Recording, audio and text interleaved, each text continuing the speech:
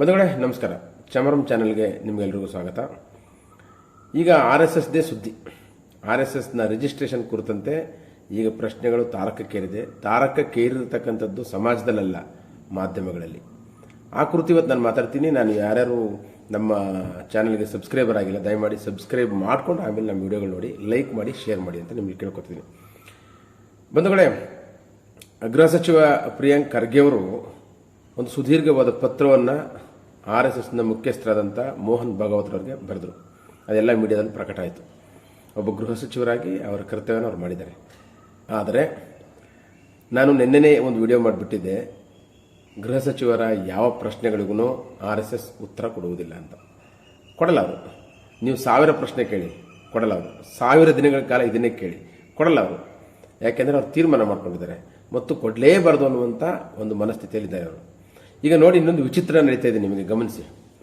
RSS ತನ್ನ ಒಂದು ಸಾಂಸ್ಕೃತಿಕ ಸಂಘಟನೆ, ಜನಸೇವಾ ಸಂಘಟನೆ ಅಂತ ಹೇಳ್ಕೊಳ್ಳುವಂಥ RSS, ರಾಜಕೀಯಕ್ಕೂ ನಮಗೂ ಸಂಬಂಧವೇ ಇಲ್ಲ ಅಂತ ಹೇಳುವಂಥ RSS ಎಷ್ಟರ ಮಟ್ಟಿಗೆ ಭಾರತದ ರಾಜಕಾರಣದಲ್ಲಿ ಸಕ್ರಿಯವಾಗಿದೆ ಅಂತಕ್ಕಂಥದ್ದು ಎಲ್ರಿಗೂ ಗೊತ್ತು. ಅದು ಏನು ರಹಸ್ಯವಾದ ವಿಚಾರ ಅಲ್ಲ. ಆದರೆ RSSಗೆ ಪ್ರಶ್ನೆಗಳನ್ನ ಕೇಳ್ತಾ ಹೋದರೆ ಡಿಫೆನ್ಸ್ಗೆ ಅಥವಾ ಅದನ್ನು ಸಮರ್ಥಿಸ್ಕೊಳ್ಳೋಕ್ಕೆ ಯಾರು ಬರ್ತಾರೆ ಗೊತ್ತಾ? ಎಲ್ಲ BJP ನಾಯಕರುಗಳು ಬರ್ತಾರೆ. BJP ಎಲ್ಲ ಸ್ತರದ ನಾಯಕರುಗಳು ಅದನ್ನು ಸಮರ್ಥಿಸ್ಕೊಳ್ಳೋಕೆ ಬರ್ತಾರೆ. ಇನ್ನೂ ವಿಶೇಷ ಅಂದರೆ, ಯಾರ್ಯಾರು RSS ಬ್ಯಾಕ್ಗ್ರೌಂಡಿಂದ, ಅಂದರೆ RSSನ ಒಂದು ಕಾರ್ಯಕರ್ತರುಗಳಾಗೇ ರೂಪಿಸ್ಕೊಂಡು ರಾಜಕೀಯ ಮಾಡೋಕ್ಕೆ ಬಂದರೋ ಅವ್ರು ಉತ್ತರ ಕೊಡೋದಿಲ್ಲ. ಯಾರ್ಯಾರು RSS ಬಗ್ಗೆನೇ ಮಾಹಿತಿ ಇರೋದಿಲ್ಲವೋ ಅಥವಾ RSS ಕುರಿತು ಅವ್ರಿಗೇನೆ ಸಂಪೂರ್ಣ ವಿಚಾರಧಾರೆಗಳ ಕೊರತೆ ಇದೆಯೋ ಅವರು ಈ ಪ್ರಶ್ನೆಗಳಿಗೆ ಉತ್ತರ ಕೊಡೋಕೆ ಬರ್ತಾರೆ. ಅದು ಉತ್ತರ ಕೊಡ್ತಾರಾ? ಉತ್ತರ ಕೊಡಲ್ಲ. ಅವರು ಪ್ರಶ್ನೆಗಳನ್ನ ಹತ್ತಿಕ್ಕೋದಕ್ಕೆ ಪ್ರಯತ್ನ ಪಡ್ತಾರೆ. ಒಂದು ಕೌಂಟರ್ ಅಟ್ಯಾಕ್ಗಳು ಮಾಡ್ತಾರೆ ಅಷ್ಟೇ. ಇದೊಂದು ವಿಚಿತ್ರ. ಈ ವಿಚಿತ್ರವನ್ನು ಸಮಾಜ ಗಮನಿಸಬೇಕು. ಈಗ ನಮ್ಮ ಪ್ರಿಯಾಂಕ್ ಖರ್ಗೆ ಅವರ ಧ್ವನಿಗೆ ಒಂದಷ್ಟು ಧ್ವನಿ ಸೇರ್ತಾ ಇದೆ. ಮೈಸೂರಿನಲ್ಲಿ ಯತೀಂದ್ರ ಸಿದ್ದರಾಮಯ್ಯನವರು ಕೂಡ ರೆಸ್ಪಾಂಡ್ ಮಾಡಿದ್ದಾರೆ ಮತ್ತು ಕರ್ನಾಟಕ ಪ್ರದೇಶ ಕಾಂಗ್ರೆಸ್ ಅಧ್ಯಕ್ಷರಾದಂಥ ಹರಿಪ್ರಸಾದ್ ಅವರು ಕೂಡ ಅದಕ್ಕೆ ಧ್ವನಿಗೂಡಿಸಿದ್ದಾರೆ. ಸೊ ಒಂದು ದೊಡ್ಡ ಧ್ವನಿ ಹೇಳ್ತಾ ಇದೆ. ಇಡೀ ದೇಶದಾದ್ಯಂತ ಈ ಧ್ವನಿ ಎದ್ರೆ ಮತ್ತು ಕಾಂಗ್ರೆಸ್ ಜೊತೆಗಿರ್ತಕ್ಕಂಥ BJP ಏತರ ಪಕ್ಷಗಳು ಮತ್ತು RSS ಏತರ ಸಂಘಟನೆಗಳು ಈ ಪ್ರಶ್ನೆಯನ್ನ ದೊಡ್ಡ ಮಟ್ಟದಲ್ಲಿ ದೊಡ್ಡ ಧ್ವನಿಯಾಗಿ ಮೊಳಗಿಸ್ತಾರೆ. RSS ಸ್ವಲ್ಪ ನೈತಿಕವಾಗಿ ಕುಗ್ಬೋದೇನೋ, ಆದ್ರೂ ಪ್ರಶ್ನೆಗಳಿಗೆ ಉತ್ತರ ಕೊಡೋದಿಲ್ಲ ಅದು. ಯಾಕಂದ್ರೆ ಇತ್ತೀಚೆಗೆ ಪ್ರಿಯಾಂಕ್ ಖರ್ಗೆ ಅವರು ಬರೆದಂಥ ಪತ್ರಕ್ಕೆ ಪ್ರತಿಕ್ರಿಯೆ ನೀಡಿರುವಂಥ ಮೋಹನ್ ಭಾಗವತರು, RSSನ ರಾಷ್ಟ್ರೀಯ ಸರಸಂಘ ಚಾಲಕರು, ಬಹಳ ಉಡಾಫೆಯಿಂದ ಉತ್ತರ ಕೊಟ್ಟಿದ್ದಾರೆ. ನಾವು ಯಾಕೆ ಈ ಪ್ರಶ್ನೆಗಳಿಗೆಲ್ಲ ಉತ್ತರಿಸಬೇಕು? ಈ ಪ್ರಶ್ನೆಗಳಿಗೆ ಉತ್ತರಿಸುವ ಅಗತ್ಯವೇ ಇಲ್ಲ. ಯಾಕೆಂದರೆ ಎಲ್ಲ ಸಂಘ ಸಂಸ್ಥೆಗಳನ್ನ ರಿಜಿಸ್ಟ್ರೇಷನ್ ಮಾಡಲೇಬೇಕಾದಂಥ ಅಗತ್ಯ ಇಲ್ಲ. ಎಷ್ಟೋ ಸಂಸ್ಥೆಗಳು, ಸಂಘಗಳು ಅನ್ರಿಜಿಸ್ಟರ್ಡ್ ಆಗಿ ಈ ದೇಶದಲ್ಲಿ ಇವೆ ಮತ್ತು ಹಿಂದೂ ಧರ್ಮವೇ ರಿಜಿಸ್ಟ್ರೇಷನ್ ಆಗಿಲ್ಲ ಅನ್ನುವಂಥ ಉಡಾಫೆ ಉತ್ತರನ ಬಹಳ ನಾಜೂಕಾಗಿ ಮೋಹನ್ ಭಾಗವತರು ನಗನಗ್ತಾ ಹೇಳ್ತಾರೆ. ಅದಲ್ಲದೆ ನಾವು RSSನವರು ಒಂದು ಸಾಮಾಜಿಕ ಚಟುವಟಿಕೆಗಳಲ್ಲಿ ಇದ್ದೀವಿ ಅಂತಕ್ಕಂಥದ್ದು ಇಡೀ ದೇಶಕ್ಕೆ ಗೊತ್ತಿದೆ. ನಾವು ಮುಕ್ತವಾಗಿ ಎಲ್ಲ ಕಡೆನೂ ನಮ್ಮ ಶಾಖೆಗಳಲ್ಲಿ ಚಟುವಟಿಕೆಗಳನ್ನ ನಡೆಸ್ತಾ ಇದ್ದೀವಿ. ಹಾಗಾಗಿ ಅದ್ರ ಬಗ್ಗೆ ಮಾಹಿತಿ ಕೊಡಬೇಕಾದ ಅಗತ್ಯ ಇಲ್ಲ. ಅಥವಾ ಅದರ ರಿಜಿಸ್ಟ್ರೇಷನ್ ಬಗ್ಗೆ ಕೇಳಿರುವಂಥ ಪ್ರಶ್ನೆಗಳಿಗೆ, ಒಬ್ಬ ಗೃಹ ಸಚಿವ ಕೇಳಿರತಕ್ಕಂಥ ಪ್ರಶ್ನೆಗಳಿಗೆ ಉತ್ತರ ಕೊಡಬೇಕಂತ ಅಗತ್ಯವೂ ಇಲ್ಲ. ಇದು ಕೇವಲ ಒಂದು ರಾಜಕೀಯ ಪ್ರೇರಿತ ಪ್ರಶ್ನೆ. ಹಾಗಾಗಿ ಈ ಪ್ರಶ್ನೆ ನಮಗೆ ನಾವೇನದನ್ನ ಗಂಭೀರವಾಗಿ ಪರಿಗಣಿಸಬೇಕಾಗಿಲ್ಲ ಅಂತ ಹೇಳ್ತಾರೆ. ಮುಂದುವರೆದು RSS ಸಂಘಟನೆಯನ್ನ 2 ಸಾರಿ ಸರ್ಕಾರಗಳೇ ನಿರ್ಬಂಧಿಸಿದ್ವು ಅಥವಾ ಬ್ಯಾನ್ ಮಾಡಿದ್ವು ಮತ್ತು ಆಗ ನಮ್ಮ ಹೋರಾಟದ ಫಲವಾಗಿ ಮತ್ತು ಕೋರ್ಟಿನ ಮೂಲಕ 2 ಸಾರಿಯೂ ಕೂಡ ಬ್ಯಾನ್ನ ತೆರವುಗೊಳಿಸಿಕೊಂಡಿದ್ದೀವಿ. ಅಂದರೆ ಅರ್ಥ ಏನು ಅಂದರೆ, ಸರ್ಕಾರಗಳಿಗೂ ಕೂಡ ನಮ್ಮ ಸಂಘಟನೆ ಇದೇ ರಾಷ್ಟ್ರ ವ್ಯಾಪ್ತಿ ಅನ್ನೋದು ಗೊತ್ತಿದೆ ಅಂತ ಹೇಳ್ತಾರೆ. ಮತ್ತು ಎಲ್ಲ ಜನಗಳಿಗೂ ಗೊತ್ತಿದೆ, ಇದು ನಮ್ಮನ್ನ ಒಂದು ಡಿಮಾರಲೈಸ್ ಮಾಡೋದಕ್ಕೆ ಮಾಡುವಂಥ ಒಂದು ಷಡ್ಯಂತ್ರ ಇದು ಅಂತ ಹೇಳ್ತಾರೆ. ನಾವು ಸಂಘ ಸ್ಥಾಪನೆ ಮಾಡಿರ್ತಕ್ಕಂಥದ್ದು ಬ್ರಿಟಿಷ್ ಇಂಡಿಯಾದಲ್ಲಿ, ಸ್ವತಂತ್ರ ಭಾರತದಲ್ಲ, ಬ್ರಿಟಿಷರ ಆಳ್ವಿಕೆ ಮಾಡುವಾಗಲೇ 1924ರಲ್ಲಿ ಸಂಘವನ್ನು ಸ್ಥಾಪನೆ ಮಾಡಿದ್ದೀವಿ. ಆಗಿಂದಲೂ ನಾವು ಯಾವುದೇ ಸರ್ಕಾರ ನಮ್ಮನ್ನ ರಿಜಿಸ್ಟ್ರೇಷನ್ ಮಾಡಿಸ್ಕೊಳ್ಳಿ ಅಂತ ಕೇಳಿಲ್ಲ, ನಾವು ರಿಜಿಸ್ಟ್ರೇಷನ್ ಮಾಡಿಸುವ ಅಗತ್ಯ ಬಿದ್ದಿಲ್ಲ ನಮಗೆ. 1950ರಲ್ಲಿ ಸರ್ಕಾರಕ್ಕೆ, ಅವತ್ತಿನ ನೆಹರು ಸರ್ಕಾರಕ್ಕೇನೆ, ಕಾಂಗ್ರೆಸ್ ಸರ್ಕಾರಕ್ಕೇನೆ ನಾವು ನಮ್ಮ ಬೈಲವನ್ನು ಸಲ್ಲಿಸಿದ್ದೀವಿ. ಆವಾಗ ಬೈಲವನ್ನ ಸರ್ಕಾರ ಒಪ್ಪಿಕೊಂಡಿದೆ. ಆವಾಗ ಸರ್ಕಾರ ಕೇಳ್ಬೋದಾಗಿತ್ತು, ನೀವು ಮೊದಲು ರಿಜಿಸ್ಟ್ರೇಷನ್ ಮಾಡಿಸ್ಕೊಂಡು ಬನ್ನಿ, ಆಮೇಲೆ ನಿಮ್ಮ ಬೈಲ ಕೊಡಿ ಅಂತ. ಆದರೆ ಸರ್ಕಾರ ಏನು ನಮ್ಮ ರಿಜಿಸ್ಟ್ರೇಷನ್ ಮಾಡಿಸಿ ಅಂತ ಕೇಳಲಿಲ್ಲ. ಹಾಗಾಗಿ ನಮಗೆ ರಿಜಿಸ್ಟ್ರೇಷನ್ ಮಾಡಿಸುವ ಅಗತ್ಯ ಬೀಳಲಿಲ್ಲ. ಮತ್ತು ರಿಜಿಸ್ಟ್ರೇಷನ್ ಯಾವಾಗ ಬೇಕಾಗುತ್ತೆ ಒಂದು ಸಂಘ ಸಂಸ್ಥೆಗೆ? ಅದು ಸರ್ಕಾರದ ಅನುದಾನಗಳನ್ನ ತಗೊಳ್ಳೋದಾದ್ರೆ ಮಾತ್ರ ರಿಜಿಸ್ಟ್ರೇಷನ್ ಮಾಡಿಸ್ಬೇಕಾಗುತ್ತೆ. ನಾವು ಸರ್ಕಾರದ ಅನುದಾನವನ್ನೇ ತಗೊಳ್ಕೊಳ್ದೇ ಇರುವಾಗ ನಾವ್ಯಾಕೆ ರಿಜಿಸ್ಟ್ರೇಷನ್ ಮಾಡಿಸ್ಬೇಕು?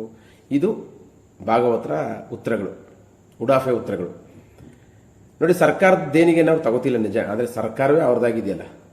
ಈ ಪ್ರಶ್ನೆ ಯೋಚನೆ ಮಾಡಬೇಕು. ನಮಗೆ ಬೇಕಾದಂಥ ಸಂವಿಧಾನವನ್ನು ಜಾರಿ ಮಾಡ್ಕೊಳ್ಳೋಕ್ಕೋಸ್ಕರನೇ ನಾವು ಸರ್ಕಾರವನ್ನು ರಚಿಸುವ ಶಕ್ತಿ ಸಾಮರ್ಥ್ಯ ಹೊಂದಿರುವಾಗ ನಾವು ಯಾಕೆ ಸರ್ಕಾರಕ್ಕೆ ನೋಂದಣಿ ಮಾಡಿಸಬೇಕು ಅನ್ನೋದು ಅವ್ರ ಮಾತಿನ ಒಳ ಮರ್ಮ. ಇದನ್ನು ನಾವು ಅರ್ಥ ಮಾಡ್ಕೋಬೇಕು. ಅನೇಕರಿಗೆ ಇವತ್ತಿನ ತಲೆಮಾರಿಗಂತೂ ಗೊತ್ತೇ ಆಗೋದಿಲ್ಲ ಬಿಡಿ. ಹೀಗೆ ಎಲ್ಲ ಪ್ರಶ್ನೆಗಳಿಗೂ ಉಡಾಫೆ ಉತ್ತರದ ಮುಖಾಂತರ ಅಥವಾ ತಪ್ಪಿಸ್ಕೊಳ್ಳೋದ್ರ ಮುಖಾಂತರ ತಾವು ಈ ಸರ್ಕಾರಕ್ಕೆ ಅಥವಾ ಸಂವಿಧಾನಕ್ಕೆ ಅಥವಾ ಪ್ರಜಾಪ್ರಭುತ್ವಕ್ಕೆ ಉತ್ತರದಾಯಿತ್ವ ಅಲ್ಲ ಅನ್ನೋದನ್ನ ಹೇಳ್ತಿದ್ದಾರೆ. ಅವ್ರ ಹತ್ರ ಬೇಕಾದಷ್ಟು ದುಡ್ಡಿದೆ ಅಂತ ಆರೋಪ ಇದೆ. ಬೇಕಾದಷ್ಟು ಸಂಘ ಸಂಸ್ಥೆಗಳನ್ನ ನಡೆಸೋದಕ್ಕೆ ಅಥವಾ ಅವರ ಕಾರ್ಯಕರ್ತರುಗಳನ್ನ ಸಂಭಾಳಿಸೋದಕ್ಕೆ ಎಲ್ಲರಿಗೂ ದುಡ್ಡು ತುಂಬ ವ್ಯವಹಾರ ನಡೀತಾ ಇದೆ.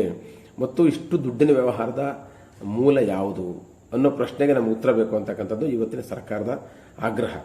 ಗೃಹ ಮಂತ್ರಿಗಳು ಕೇಳ್ತಕ್ಕಂಥ ಪ್ರಶ್ನೆಯ ಮೂಲ ಅದು ನಿಜವಾಗುವುದು. ಒಂದು ಸಾಂವಿಧಾನಿಕ ಸಂಸ್ಥೆಯಲ್ಲಿ, ಯಾವುದೇ ಸಂಘ ಸಂಸ್ಥೆಯಲ್ಲಿ ಹಣಕಾಸಿನ ವಹಿವಾಟು ತುಂಬ ನಡೀತಾ ಇದ್ರೆ ಅವರು ಉತ್ತರದಾಯಿತ್ವವನ್ನು ಕೊಡಬೇಕಾಗುತ್ತೆ. ನೀವು ಯಾವ ಮೂಲದಿಂದ ಕೊಡ್ತೀರ ಅನ್ನೋದನ್ನು ತೋರಿಸಿ. ಮತ್ತು ನಿಮ್ಮ ಹತ್ರ ಬೇಕಾದಷ್ಟು ಆಸ್ತಿ ಇದೆ, ಸಂಘದ ಹೆಸರಿನಲ್ಲಿ ಆಸ್ತಿ ಇದೆ, ದೊಡ್ಡ ದೊಡ್ಡ ಬಿಲ್ಡಿಂಗ್ಗಳಿದೆ. ಪ್ರತಿ ಸಂಘದ ಹೆಸರಿನಲ್ಲಿ ಅಷ್ಟೊಂದು ಚರಾಚರ ಆಸ್ತಿಗಳಿರಬೇಕಾದ್ರೆ, ತುಂಬ ವಹಿವಾಟು ನಡೀತಿರ್ಬೇಕಾದ್ರೆ ಯಾಕೆ ನೀವು ಸರ್ಕಾರಕ್ಕೆ ನೀವು ಇದರ ಮೂಲವನ್ನು ಹೇಳೋದಿಲ್ಲ ಅಂತ ಕೇಳ್ತಾ ಇದ್ದಾರೆ. ಅದನ್ನು ರಾಷ್ಟ್ರವ್ಯಾಪಿಯಾಗಿ ಕೇಳಬೇಕು.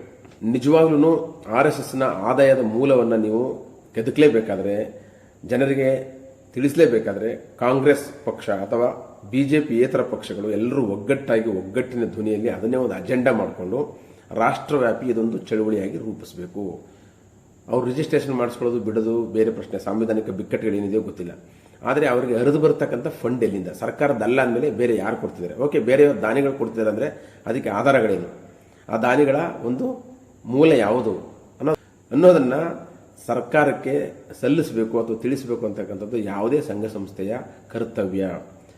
ಈ ಕರ್ತವ್ಯವನ್ನು ಅವರು ನಿಭಾಯಿಸಲಿ. ಇಷ್ಟು ವರ್ಷಗಳ ಕಾಲ 100 ವರ್ಷ ಆಗಿದೆ, ನಾವು ಯಾರಿಗೂ ಲೆಕ್ಕ ಕೊಟ್ಟಿಲ್ಲ. ನಮ್ಮನ್ನು ಇವತ್ತನಕ ಯಾರು ರಿಜಿಸ್ಟ್ರೇಷನ್ ಮಾಡ್ಕೊಳ್ಳಿ ಅಂತ ಹೇಳಿಲ್ಲ. ಈಗ ಯಾಕೆ ಅನ್ನುವಂಥ ಮೋಹನ್ ಭಾಗವತರ ಪ್ರಶ್ನೆಗೆ ಉತ್ತರ ಏನಿದೆ ಕಾಂಗ್ರೆಸ್ನವ್ರ ಹತ್ರ? ಯಾಕೆಂದರೆ 1950ರಲ್ಲೇ ಅವರು ಬೈಲವನ್ನು ನೆಹರು ಸರ್ಕಾರಕ್ಕೆ, ಕಾಂಗ್ರೆಸ್ ಸರ್ಕಾರಕ್ಕೆ ಸಲ್ಲಿಸಿದಾಗ ಸಹ ಕಾಂಗ್ರೆಸ್ನೊಳಗಡೆ ಸಹ ನಾನು ಮೊದಲು ಹೇಳದಂಗೆ RSSನವರಿದ್ದರು.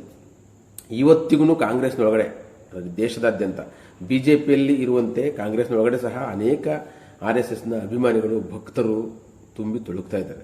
ಹೀಗಿರುವಾಗ ಅವರು RSS ವಿರುದ್ಧ ವಾಯ್ಸ್ ಮಾಡ್ತಾರಾ ಅನ್ನೋದು. ನಾನು 2004ನೇ ಇಸ್ವಿಯಲ್ಲಿ ಅವರು ಹಿಂದೂ ಸಮಾಜೋತ್ಸವ ಅಂತ ಮಾಡ್ತಾಯಿದ್ರು, RSS ಮತ್ತು ಅವರ ಇತರೆ ಸಂಘಟನೆಗಳು ಸೇರಿಕೊಂಡು. ಆವಾಗ ನನ್ನನ್ನು ಒಂದು ಕಾರ್ಯಕ್ರಮಕ್ಕೆ ಅತಿಥಿಯಾಗಿ ಕರೆದಿದ್ದಾಗ ಕೂಡ ಇವತ್ತು ಏನು ಪ್ರಿಯಾಂಕ ಖರ್ಗೆ ಅವರು ಕೇಳ್ತಾ ಇರೋ ಪ್ರಶ್ನೆಗಳನ್ನು ಅದನ್ನು RSSನ ಸಂಘಟನೆ ಒಳಗಡೆ ನಿಂತು ನಾನು ಇದನ್ನು ಬೇಕಾದಷ್ಟು ಪ್ರಶ್ನೆಗಳನ್ನ ಕೇಳಿದೆ. ನಿಮ್ಮ ಅಜೆಂಡಾ ಏನು? ಇದರೊಳಗಡೆ ಮಹಿಳೆಯರ ಸ್ಥಾನಮಾನಗಳೇನು? ಇದರೊಳಗಡೆ ಇಲ್ಲಿನ ಶೋಷಿತರ ಸ್ಥಾನಮಾನಗಳೇನು? ನೀವು ರಾಷ್ಟ್ರ ಕಟ್ಟುವ ಬಗೆ ಹೇಗೆ ಅಂತೆಲ್ಲ ಕೇಳಿದ ಯಾವ ಪ್ರಶ್ನೆಗೂ ಅವರು ಉತ್ತರಿಸಲಿಲ್ಲ. ಆಮೇಲೂ ಉತ್ತರಿಸೋ ಪ್ರಯತ್ನ ಮಾಡಲಿಲ್ಲ. ಆದರೆ ಅವ್ರ ಪ್ರಶ್ನೆಗಳನ್ನೆಲ್ಲ ತಗೊಂಡು ಏನು ಮಾಡ್ತಾರೆ ಅಂದರೆ, ಇಂಥ ಪ್ರಶ್ನೆಗಳು, ಕಿಡಿಗೇಡಿ ಪ್ರಶ್ನೆಗಳು ಬರುವಾಗ ಇವುಗಳನ್ನ ಹತ್ತಿಕ್ಕುವ ಬಗೆ ಹೇಗೆ ಅನ್ನೋದನ್ನ ಯೋಚನೆ ಮಾಡ್ತಾರೆ ಅವರು.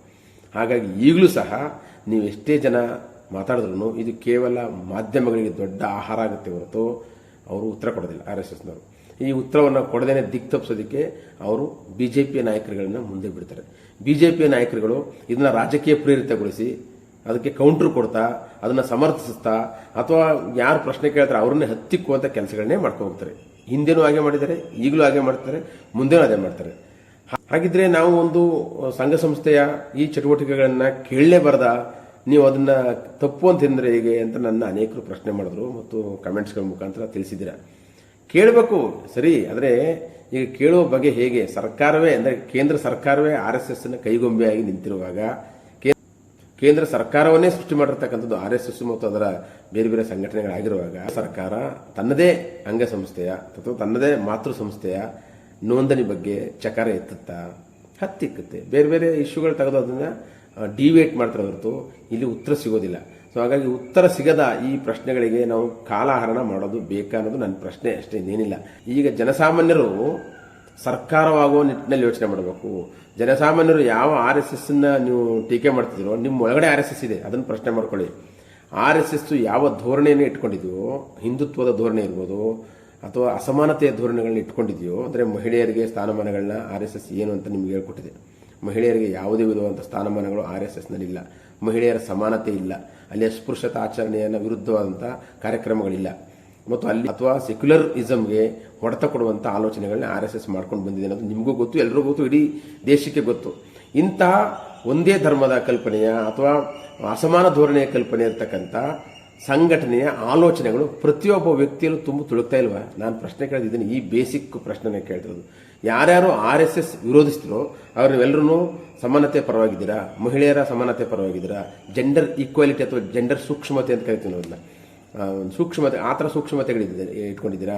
ಅದೇ ಹಿಂದುತ್ವದ ಆರಾಧಕರಾಗಿರ್ತಾರೆ ಎಷ್ಟೋ ಜನ, ಬೇಕಾದಷ್ಟು ಜನ ನೋಡ್ತೀನಿ. ಯಾರ್ಯಾರು RSSನ ಯಾವ ಕಾರಣಕ್ಕೆ ವಿರೋಧಿಸ್ತೀವಿ ಅಂತಲೇ ಗೊತ್ತಿರಲ್ಲ. ಅವ್ರ ಒಳಗಡೆನೇ ಒಂದು RSS, ಅವ್ರ ಒಳಗಡೆ ಒಂದು ಹಿಂದುತ್ವ, ಅವ್ರ ಒಳಗಡೆ ಒಂದು ಮೌಢ್ಯ ತುಂಬ ತುಳುಕ್ತಿರುತ್ತೆ.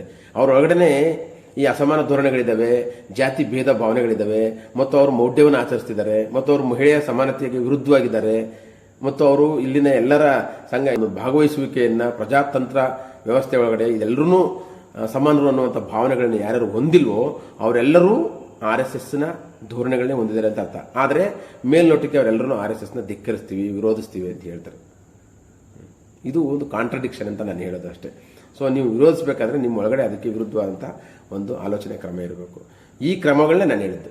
ಹಾಗಾಗಿ ಈಗ ನೋಂದಣಿ ಮಾಡಿಸ್ಬೇಕಾ ಅಂದರೆ ನೋಂದಣಿ ಮಾಡಿಸಲೇಬೇಕು ಅನ್ನೋದಾದರೆ ಎಲ್ಲ ಸಂಘ ಸಂಸ್ಥೆಗಳು ನೋಂದಣಿಗಳಾಗಿದ್ದಾವೆ ಚೆಕ್ ಮಾಡಿ, ಮತ್ತು ಎಲ್ಲ ನೋಂದಾಯಿತ ಸಂಘ ಸಂಸ್ಥೆಗಳು ತಮ್ಮ ಎಲ್ಲ ಲೆಕ್ಕಾಚಾರಗಳನ್ನ ಸಲ್ಲಿಸ್ತಾ ಇದ್ದಾವ ಅದನ್ನು ಚೆಕ್ ಮಾಡಿ, ಮತ್ತು ಸಲ್ಲಿಸದೇ ಇರತಕ್ಕಂಥ ಸಂಘಟನೆಗಳಿಗೆ ಏನೆಲ್ಲ ಪನಿಷ್ಮೆಂಟ್ಗಳನ್ನ ಕೊಡ್ಬೋದು ಅಥವಾ ಯಾವ ರೀತಿ ಅವ್ರ ಮುಖಾಂತರ ಟ್ಯಾಕ್ಸ್ನ ಫೈಲ್ ಮಾಡಿಸ್ಬೋದು ಅದನ್ನು ಮೊದಲು ಈಗ ಎಲ್ಲ ಸಣ್ಣ ಪುಟ್ಟ ಸಂಘಟನೆಗಳಿಂದ ಎಲ್ರಿಗೂ ಆಗುವಂಥ ಒಂದು ಲಾ ಅನ್ನು ಎನ್ಫೋರ್ಸ್ಮೆಂಟ್ ಲಾವನ್ನು ತರಬೇಕು, ಅಥವಾ ಒಂದು ಕಾನೂನನ್ನು ತಿದ್ದುಪಡಿ ತರಬೇಕು. ಎಲ್ಲ ಪ್ರತಿಯೊಂದು ಸಂಘ ಸಂಸ್ಥೆಗಳು ಕೂಡ ಸಂಘ ಸಂಸ್ಥೆಗಳು ಇಲ್ಲಿ ಸಂವಿಧಾನಬದ್ಧವಾಗಿ ನೋಂದಣಿ ಆಗಲೇಬೇಕು ಅಂತ ಮೋಹನ್ ಭಾಗವತ್ ಅವರು ಹೇಳೋ ಮಾತಿನಲ್ಲಿ ಸತ್ಯ ಅನಿಸುತ್ತೆ. ಯಾಕೆಂದರೆ ಎಲ್ಲ ಸಂಘ ಸಂಸ್ಥೆಗಳು ನೋಂದಣಿ ಆಗಿಲ್ಲ, ಇಲ್ಲಿ ಅನೇಕ ವಿಚಾರಗಳಿವೆ ನೋಂದಣಿ ಆಗದಿರತಕ್ಕಂಥ ವಿಚಾರಗಳು. ಹೀಗಿರುವಾಗ ನೀವು RSSನ್ನೇ ಯಾಕೆ ನೀವು ಟಾರ್ಗೆಟ್ ಮಾಡ್ತೀರಾ ಅಂತ ಕೇಳೋದ್ರಲ್ಲಿ ಒಂದು ಲೆಜಿಟಿಮೇಟ್ ಕ್ವಶನ್ ಅನ್ಸಿಸ್ತಿದ್ದು. ಹಾಗಾಗಿ ಈ ಲೆಜಿಟಿಮೇಟ್ ಕ್ವಶನ್ನ ಬ್ರೇಕ್ ಮಾಡಬೇಕು ಅಂದರೆ ದಯಮಾಡಿ ಎಲ್ಲ ಸಂಘ ಸಂಸ್ಥೆಗಳು ಕೂಡ ಕಂಪಲ್ಸರಿಲಿ ಮ್ಯಾಂಡೇಟರಿ ಆಗಬೇಕು ನೋಂದಣಿ ಆಗ್ತಕ್ಕಂಥದ್ದು, ಮತ್ತು ಅವರ ಆದಾಯದ ಮೂಲಗಳನ್ನ ಬಹಿರಂಗಪಡಿಸಬೇಕು ಅನ್ನೋದನ್ನ ಮೊದಲು ಕಾನೂನು ತರಬೇಕು. ಆ ಕಾನೂನು ತರಬೇಕಾಗಿರೋದು ಭಾರತ ಸರ್ಕಾರ. ಭಾರತ ಸರ್ಕಾರ ಯಾರ ಕೈಲಿದೆ? ಈಗ RSS ಕೈಲಿದೆ. ಸೊ ಇದನ್ನೆಲ್ಲ ಅರ್ಥ ಮಾಡ್ಕೊಂಡ್ರೆ ನಾವು ಕೇವಲ ಒಂದು ರೀತಿಯ ಮಾಧ್ಯಮಗಳಿಗೆ ಆಹಾರ ಆಗಿ ಹೋಗ್ತಿದ್ದೀವ, ಅಥವಾ ನಮ್ಮೊಳಗಡೆ ಒಂದು ಹಿಪೋಕ್ರಸಿ ತೋರಿಸ್ತಾ ಇದ್ದೀವಿ, ನಮ್ಮೊಳಗಡೆ ನಾವು ರೀಚೆಕ್ ಮಾಡ್ಕೋಬೇಕು ಅಂತಕ್ಕಂಥದ್ದು ನನ್ನ ಕನ್ಸರ್ನು. ಇಲ್ಲೇ ಹೋದರೆ ನಾನು ಹೇಳ್ದಂಗೆ ಕೇವಲ ಒಂದು ಸಮಯ ವ್ಯರ್ಥ ಮತ್ತು ಮಾಧ್ಯಮಗಳಿಗೆ ಒಂದು ದೊಡ್ಡ ಆಹಾರ ಕೊಡ್ತಾ ಇದ್ದೀವಿ. ತುಂಬ ದಿನಗಳು ಅವ್ರಿಗೆ ಚಾಲು ಕೊಟ್ಟಂಗೆ ಆಗುತ್ತೆ. ಅವ್ರಿಗೂ ಇಂಥ ಪ್ರಶ್ನೆಗಳು ಇಟ್ಕೊಂಡು ಜನಗಳನ್ನ ದಿಕ್ಕು ತಪ್ಪಿಸ್ಕೊಂಡು ಮಳೆ ಆಗಿಲ್ಲ, ಅಲ್ಲಿ ಜನಗಳಿಗೆ ಕಷ್ಟ ಆಗ್ತಾ ಇದೆ, ಬಿತ್ತನೆ ನಿಂತೋಗಿದೆ, ಸಮಸ್ಯೆ ಇದೆ, ಯುವಕರಿಗೆ ಕೆಲಸ ಇಲ್ಲ, ಸಂಬಳ ಸಿಕ್ಕಿಲ್ಲ, ಶಾಲಾ ಮಕ್ಕಳಿಗೆ ಇನ್ನೂ ಪಠ್ಯ ಪುಸ್ತಕಗಳು ತಲುಪಿಲ್ಲ, ರೈತರಿಗೆ ರಸಗೊಬ್ಬರಗಳು ಸಿಕ್ಕಿಲ್ಲ, ಇನ್ನೂ ಅನೇಕ ಸಮಸ್ಯೆಗಳು ತುಂಬಿ ತುಳುಕ್ತಾ ಇರುವಾಗ ನಮ್ಮ ಜನರ ಆಲೋಚನಾ ಕ್ರಮಗಳನ್ನ ಇನ್ಯಾವುದೋ ದಿಕ್ಕಿಗೆ ಕೊಂಡೋಗೋದ್ರ ಮುಖಾಂತರ ನಾವು ಸುಮ್ಮನೆ RSSನ ಜಪ ಮಾಡ್ತಾ ಇದ್ದೀವಿ ಅಂತ ಅನಿಸುತ್ತೆ ನನಗೆ ಅಷ್ಟೇ. ಆ ಕಾರಣಕ್ಕೋಸ್ಕರ ಈ ಸಾಲು ಮಷನ್ ಮಾಡೋದಕ್ಕೆ ಬೇರೆ ಬೇರೆ ಕಾರ್ಯಕ್ರಮಗಳೇನಿದೆ ಆ ಕಾರ್ಯಕ್ರಮಗಳು ಹಾಕಬೇಕು ಅಂತಕ್ಕಂಥದ್ದು ನನ್ನ ಒಂದು ವೈಯಕ್ತಿಕ ಅಭಿಪ್ರಾಯ. ನೀವೇನಂತೀರಾ? ಕಮೆಂಟ್ ಮಾಡಿ. ನಮಸ್ಕಾರ.